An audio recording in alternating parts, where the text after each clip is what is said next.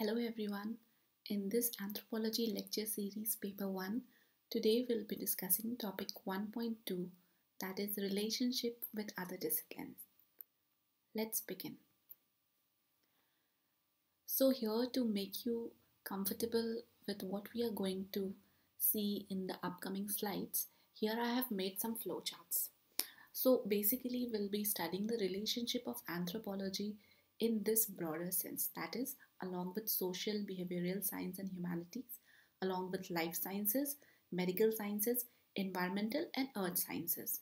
In social, behavioral and humanities, it has been subdivided into history, sociology, psychology, pol science and economy. So with respect to the social, behavioral and humanities, we'll be studying the relationship as in like similarities and differences. For the other sciences, there will be kind of a relationship that we will try to establish. All right. So first of all, understanding the relationship of anthropology and history. So as we all know, history is concerned with the past, right? And हमने कल के lecture में भी पढ़ा था that anthropology also deals with the past, but it in addition to past, it deals with the present and the future as well. But there is a kind of a similarity that is past. That is how you can say that anthropology and history are similar in this context, right? When we talk about the differences between anthropology and history, you can see that history is a pure social science, right? But anthropology is a biosocial science. हमने कल भी देखा था that anthropology is a very holistic science that covers and that goes beyond just being a social science. It also covers bio, culture, and various other aspects, right? History basically deals with past, but anthropology deals with human being of all types. That's the basic definition of anthropology, right? History जैसा कि हम जानते हैं that वो causes and effect पे ज़्यादा focus करता है. अगर हम बात करें वर्ल्ड वॉर 2 की, तो हिस्टोरिकल कंटेक्स्ट से अगर हम उसे देखें तो हिस्टोरिकल कंटेक्स्ट में हम ये जानेंगे कि वर्ल्ड वॉर 2 के कारण क्या थे, वर्ल्ड वॉर 2 हुआ क्यों था और वर्ल्ड वॉर 2 से क्या डिस्ट्रक्शंस हुए थे, कितने लोग मारे गए थे. बट अगर हम एंथ्रोपोलॉजिकल पॉइंट ऑफ व्यू से अगर उसे देखेंगे तो उसमें हम सोशियो कल्चरल एस्पेक्ट्स पे ज़्यादा फोकस करेंगे. लाइकवाइज उस टाइम पर ज्यूज़ की क्या कंडीशंस थी, स्लेव्स को कैसी ट्रीटमेंट मिलती थी and so on, right. Historical data जो होते हैं वो जनरली हम सेकेंडरी डेटा पे रिलाई करते हैं, बट एंथ्रोपोलॉजी के केस में ये ट्रू नहीं है because anthropology most of the time relies upon field work, but of course in historical context field work से आपको बहुत सारे data नहीं मिलेंगे, but although they try and gather data through that only. Now coming to the relationship of anthropology and sociology. First of all sociology और anthropology जब हम इन दोनों की बात करते हैं तो there was an American anthropologist A.L. Kroeber जिन्होंने एंथ्रोपोलॉजी एंड सोशोलॉजी को डिफाइन किया था as a twin sisters. That means इसमें बहुत ही ज़्यादा सिमिलैरिटी है, you just can not distinguish in between two. तो अगर हम सोशोलॉजी की बात करें तो सोशोलॉजी ह्यूमन सोसाइटी से डील करती है एंड सिमिलरली एंथ्रोपोलॉजी भी सोसाइटी से ही डील करता है. बट यहाँ पे देखने वाली बात ये है कि एंथ्रोपोलॉजी और सोशोलॉजी के जो स्कोप्स हैं उसमें एंथ्रोपोलॉजी का स्कोप काफ़ी बड़ा है in compare to sociology, but yes of course there is a similarity as well. Here in this slide I have mentioned name of some of the anthropologists as well as sociologists. आप इसे PDF notes में भी देख सकते हैं. I would suggest कि जब आप आंसर राइटिंग करें तो आप इन सोशोलॉजिस्ट और एंथ्रोपोलॉजिस्ट का नाम ज़रूर वहाँ पे मेंशन करें with the reference as well. अगर हम डिफरेंसेस की बात करें एंथ्रोपोलॉजी और सोशोलॉजी के बीच में, देन जैसा कि हमने हिस्टोरिकल वाले पार्ट में भी डिस्कस किया था कि anthropology mostly relies upon field work, where sociology secondary data को ज़्यादा प्रेफरेंस देता है. सोशोलॉजी की हम बात करें, सोशोलॉजी की जो स्टडीज़ होती है वो मोस्टली क्वांटिटेटिव होती है, वेयर एंथ्रोपोलॉजी में क्वालिटेटिव डेटा ज़्यादा देखा जाता है. लाइकवाइज अगर हम सैम्पल साइज़ की बात करें, सोशोलॉजी में like 50 and 100 sample size would be a good number. It doesn't matter कि उसकी क्वालिटी कैसी है, बट एंथ्रोपोलॉजी में even though the sample size is very small, the quality is the one that's matter a lot, right?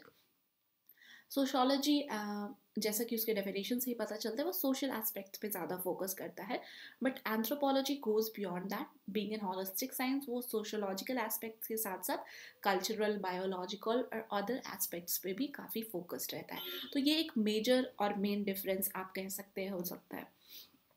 यहाँ last के एक point में मैंने ये एक एनेक्डोट सा इंक्लूड किया है, आप चाहे तो इसे आंसर राइटिंग में यूज़ कर सकते हैं, जहाँ आप वन लाइनर में डिफाइन कर सकते हैं sociology is social problem plus institution, whereas anthropology is culture plus community, right?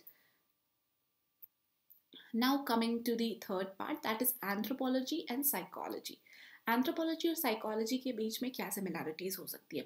First of all psychology human behaviour से डील करता है, एंथ्रोपोलॉजी भी ह्यूमन बिहेवियर, रेसेस, कल्चर को समझने की कोशिश करता है। That is how they both are interlinked, but ये इंटरलिंकेज के साथ साथ both of them complement each other as well.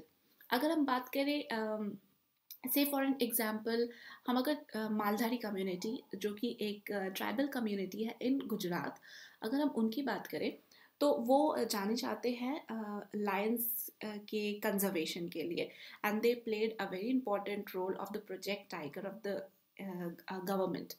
सो अब मालधारी कम्युनिटीज़ लायन को प्रोटेक्ट करने में इतना सेंट्रल रोल क्यों निभाते हैं? अगर हमें इससे स्टडी करना हो तो इसकी स्टडी करने के लिए साइकोलॉजिस्ट और एंथ्रोपोलॉजिस्ट दोनों के पॉइंट ऑफ व्यू हमें काफ़ी काम आ सकते हैं। जैसा कि आप ये देख सकते हैं, हमने लास्ट पॉइंट भी मेंशन किया है कि जो सोशल बिहेवियर होता है और वो हमें समझने में काफ़ी हेल्प कर सकता है साइकोलॉजी के थ्रू, राइट?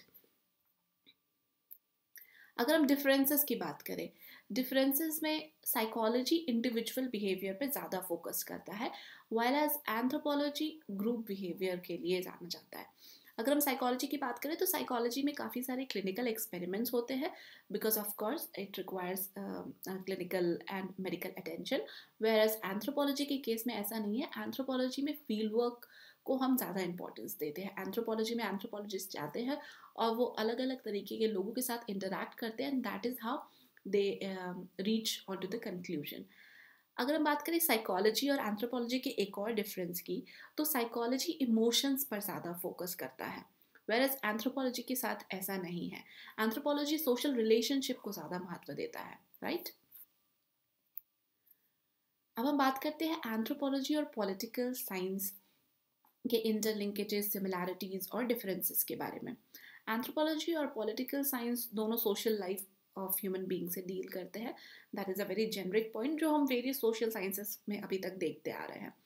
अगर हम मेजर डिफरेंस की इनमें बात करें तो पॉलिटिकल साइंस वो एक इंस्टीट्यूशन, फॉर्म ऑफ गवर्नमेंट से डील करता है, बल्कि एंथ्रोपोलॉजी के साथ ऐसा नहीं है। एंथ्रोपोलॉजी इवन स्टेटलेस सोसाइटीज़ के साथ भी डील करता है। आपने करंट अफेयर्स में ज़रूर पढ़ा होगा regarding the Kurdish community. So the Kurdish people, they are known to be one of the largest stateless society. तो अगर हमें उनके बारे में ज़्यादा जानकारी जाननी हो तो शायद एक पॉलिटिकल साइंस एक्सपर्ट हमें ना बता पाए, rather than an anthropologist would be a right person to tell us more about the Kurdish community or the society. Political science political life तक ही लिमिटेड होता है, वेदर बट देन एंथ्रोपोलॉजी जो होती है उनका जो एस्पेक्ट होता है वो उससे थोड़ा और वाइडन होता है, because anthropology tribals as well as stateless society, इन सभी की पॉलिटिकल ऑर्गेनाइजेशन और जो लीडरशिप है उसको स्टडी करती है और उसके बारे में बताती है। Now the last among the social sciences is anthropology and economy. Anthropology और economy के बीच में एक बहुत ही interesting सा relationship है. I'll tell you with an example. Suppose in hypothetical scenario there was a person who used to work in a large MNC and was earning a good fat amount, but unfortunately the person lost his job. While he was in a job, he used to spend lavishly and used to have a very big social gatherings and good number of friends. But once he lost the job, he stopped spending lavishly, and that is how he has to cut down his social life, right? तो इस तरह से हमने देखा कि economy और social life, इन दोनों के बीच में कैसे इंटरलिंकेजेस रहा. Of course this is just an example, but I am telling you with this example only कि कैसे हमारी इकोनॉमिक फ्रीडम और हमारे सोशल लाइफ इंटरलिंकेज होती है.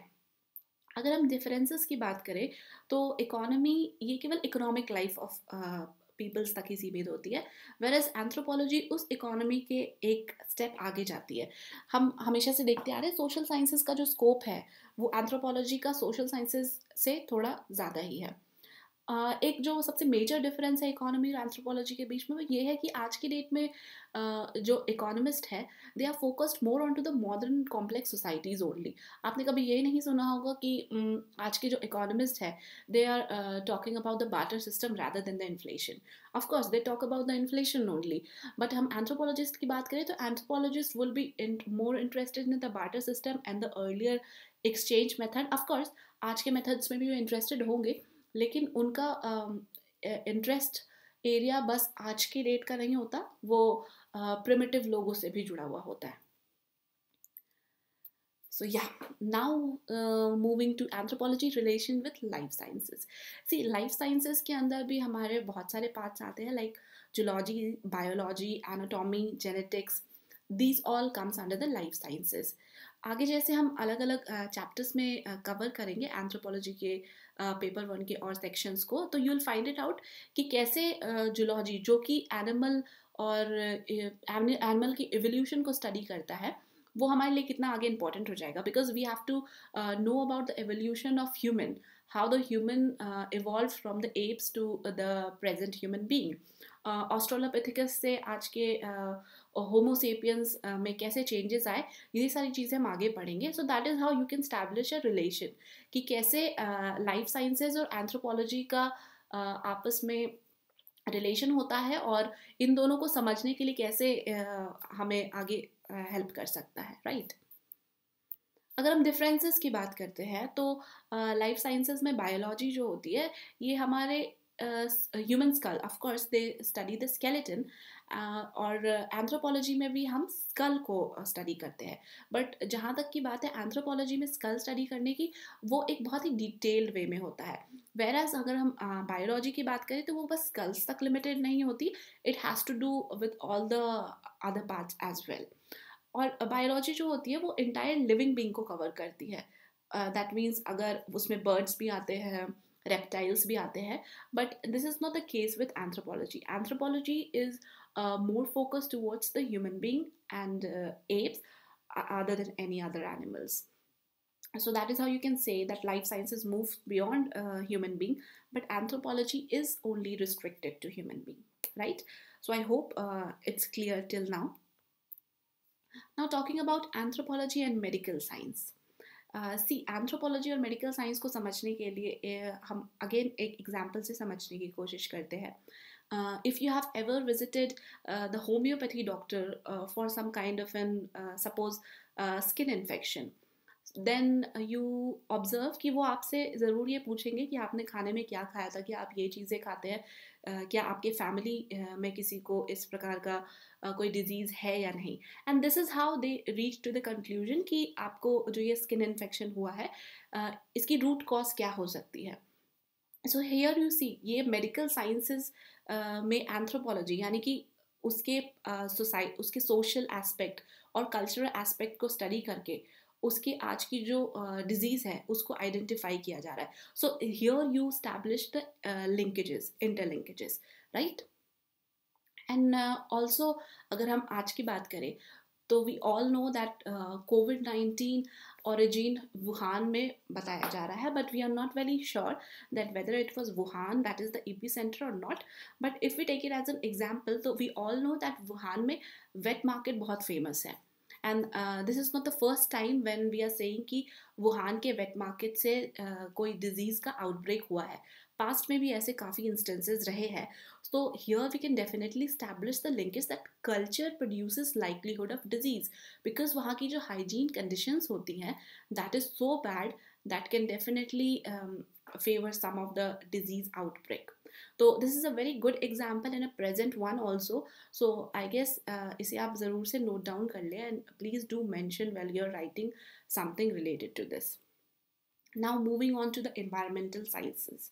सी environmental sciences और anthropology, अगेन इनके बीच में भी एक काफ़ी अच्छा खासा रिलेशनशिप है, क्योंकि ये हमें बताता है कि कैसे ह्यूमन बीइंग जो आज के डेट में इवॉल्व हुए हैं, ये किस सिचुएशन से और किस कंडीशंस में आज ऐसे बने हैं. अगेन इसको हम एग्जाम्पल से समझें तो ज़्यादा आसान होगा. We all know that Mesopotamian and Harappan civilization were situated near the river banks. तो आपने कभी ये सोचा है कि वो रिवर बैंक्स के ही आसपास क्यों थे? Why they were not near the polar region or in the desert area? Of course, because that were not favorable for the plantation or for the domestication of animals. क्योंकि human civilisation को flourish करने के लिए you need food, right?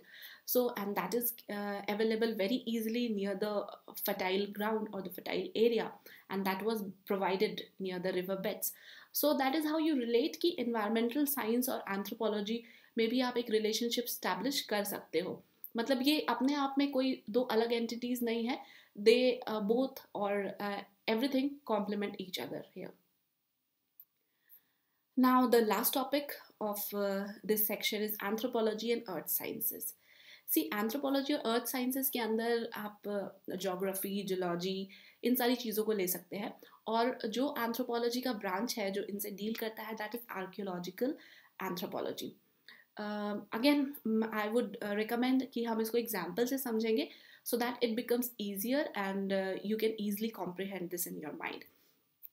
एक बहुत ही recent example है. If you are following the current affairs regularly, you know that Pompeii एक छोटी सी जगह है इटली में, where the scientists have done the excavation and they have found the street food shops out there.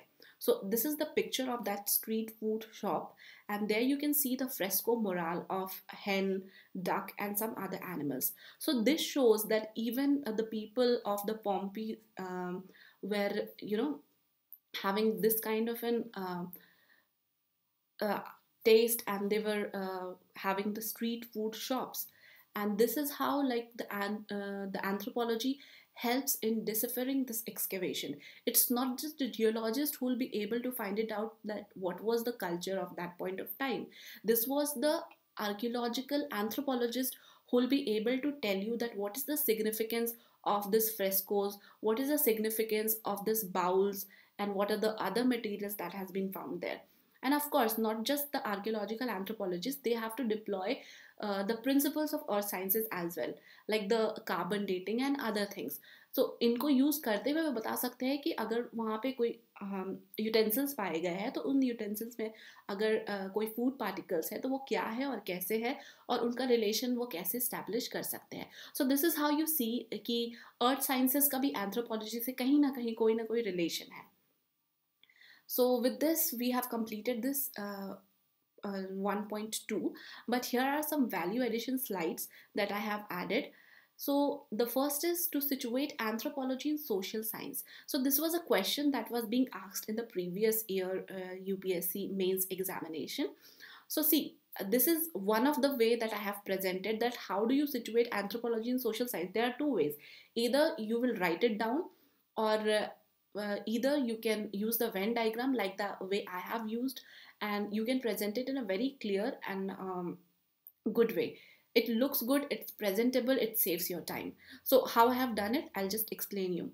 See, there I have made a Venn diagram, and the question says situate anthropology social science. That means कि आप anthropology को social science में कहाँ देखते हैं, कैसे देखते हैं. हमने रेडक्लिफ ब्राउन के बारे में देखा था. सो रेडक्लिफ ब्राउन का व्यू पॉइंट ये था that anthropology is purely a social science, right. लेकिन हम A.L. क्रॉबर की बात करते हैं, then he says the anthropology is a natural science. Both have a very divergent view. Whereas Malinowski, he says that anthropology is not just social and natural science, but it is a combination of both. To see how beautifully you have presented the whole idea with just the help of two circles, right? Then the second thing is we studied about the similarities and differences of various social sciences like history, psychology, sociology, right? So if you have like having less time in the exam, or even if you want to be more presentable, you can use this Venn diagram. There in place of S you can write the similarities. Where I have written D, you can write the differences. So this is the way you can present your answer in a beautiful way, right? So these are some of the examples. Moving ahead, we'll be covering more and more examples and questions as well. So I hope you enjoyed today's lesson. Thank you so much.